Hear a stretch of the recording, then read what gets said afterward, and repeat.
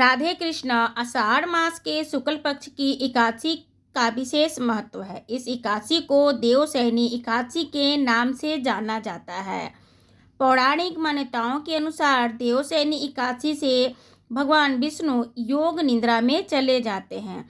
तो आइए जानते हैं देवशयनी एकादशी के लिए तिथि, शुभ मुहूर्त पारण का तथा कब लग रहा है। बीच बीच में इस तरीके की वीडियो की जानकारी देना मेरा पहला कार्य हो जाता है, तो आप इस पर भी ध्यान दें। देवशयनी एकादशी पर जब भगवान योग निद्रा में चले जाते हैं तो उसे हमें 4 महीने के लिए उसमें हमें नया कार्य नहीं करना होता है। तो इस चतुर्मास में कोई नया घर का उद्घाटन, शॉप की उद्घाटन, शादी, विवाह, मुंडन इत्यादि नहीं होता है। इसलिए चतुर्मास में हमें विशेष नियमों का पालन करना होता है। साथ में ही इसमें चतुर्मास में पूजा, जप, तप, दीप दान इत्यादि का विशेष महत्व है। जो लोग दीपदान करते हैं उनको अत्यधिक फल प्राप्त होती है। तथा साथ में इस चतुर्मास आषाढ़ मास के शुक्ल पक्ष एकादशी से लेकर आपको कार्तिक मास के शुक्ल पक्ष एकादशी यानी कि देवशयनी से लेकर देव उठनी एकादशी तक आपको विशेष प्रकार के भांति भांति तरह से नारायण को प्रसन्न करना होता है, जिससे कि नारायण प्रसन्न हो और हमें हमारी मनवांछित वस्तु भी प्रदान करें। साथ में ही हमें इस शरीर को त्याग कर वैकुंठ को भी प्राप्त हो। इस चतुर्मास में वैष्णव व्रती जो होते हैं, जो नारायण की पूजा करते हैं, 4 महीना तुलसी की पूजा नित्य करते हैं, उनकी परिक्रमा करना, दीपदान दोनों समय करना उनका परम कर्तव्य हो जाता है। साथ में ही तुलसी के बीजों से रोपण तथा इस तरीके का तुलसी तैयार करना, जो एकादशी आएगी देव उठनी एकादशी, उस पर तुलसी विवाह कर मंदिर में एक तुलसी का दान देना। जो तुलसी का दान करता है, विवाह करता है, उसके घर में अखंड लक्ष्मी प्राप्त होती हैं। इन 4 महीनों में आप विशेष करके जितना हो सके अन्न और जल का भी दान कर सकते हैं। वैसे ये मौसम पानी से भरा हुआ है, लेकिन अन्न और वस्त्र तो सभी को चाहिए और अन्न और जल से ही पितर, देव और जो मनुष्य हैं, जीव सभी तृप्त होते हैं। तो अभी आपने जाना देवशयनी एकादशी का महत्व। अब जानते हैं कि एकादशी कब है। तो देवशयनी एकादशी की आरंभ आपको 5 जुलाई शाम को 6:58 पर हो जाएगी। वहीं पे इसकी समाप्ति 6 जुलाई शाम को 9:14 पर समाप्त होगी। इसमें आपको 6 जुलाई को व्रत रखा जाएगा।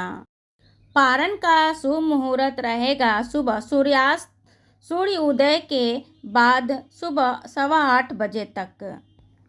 चतुर्मास में कोई न कोई एक नियम सभी वैष्णव धार्मिक को लेना चाहिए, चाहे वो विष्णु चालीसा का पाठ करे या अपने जीवन को शुद्ध रखे, संयम से रहे, ब्रह्मचर्य का त्याग करे या कोई ऐसा अन्न या फल या साग सब्जी किसी चीज़ का अवॉइड करे, छोड़े, या झूठ से अलग रहे या भगवत कीर्तन करे या माला जाप करे, तो उसकी संख्या चतुर्मास में जो करते हैं वो अनगिनत फल देने वाली हो जाती है। एकादशी व्रत पर क्या खाना चाहिए, क्या नहीं खाना चाहिए।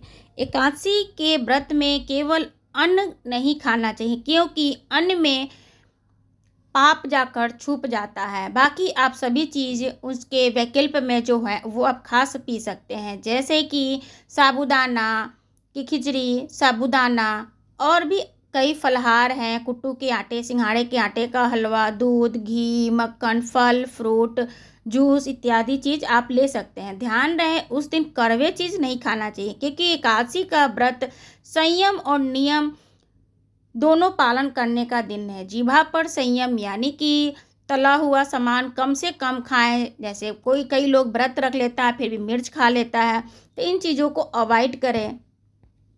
एकादशी के दिन अपने हाथों से गऊ का पूजन करें, उन्हें केला खिलाएं, उनको तिलक लगाएं, फूल माला पहनाएं। अगर आपके पास आपकी अपनी गाय हो या गौशाला में हो जो आपको परेशान ना करे, आप उसको कोई क्षति ना पहुँचे और आपको भी उससे कोई क्षति ना पहुँचे, तब ये कार्य कर सकते हैं। एकादशी के दिन सुबह ब्रह्म मुहूर्त में उठकर स्नान इत्यादि कर कर भगवान लड्डू गोपाल नारायण लक्ष्मी की जल से अभिषेक कराएं, अथवा कोई मूर्ति न हो तो आप जल के छींटा लगाकर पीला चंदन उनको समर्पित करें। हाथ से बनी हुई कोई पीला रंग का मिठाई भी भोग लगा सकते हैं। एकादशी व्रत की कथा सुने, भगवान नारायण की आरती करें, तुलसी पत्र उनको समर्पित करें, साथ में ही कपूर से उनकी आरती कर कर उनसे क्षमा प्रार्थना करें और उनसे कहें कि हे नारायण, मैंने आज आपके लिए व्रत रखा है, आप मेरी ये व्रत पूर्ण करने की शक्ति दें।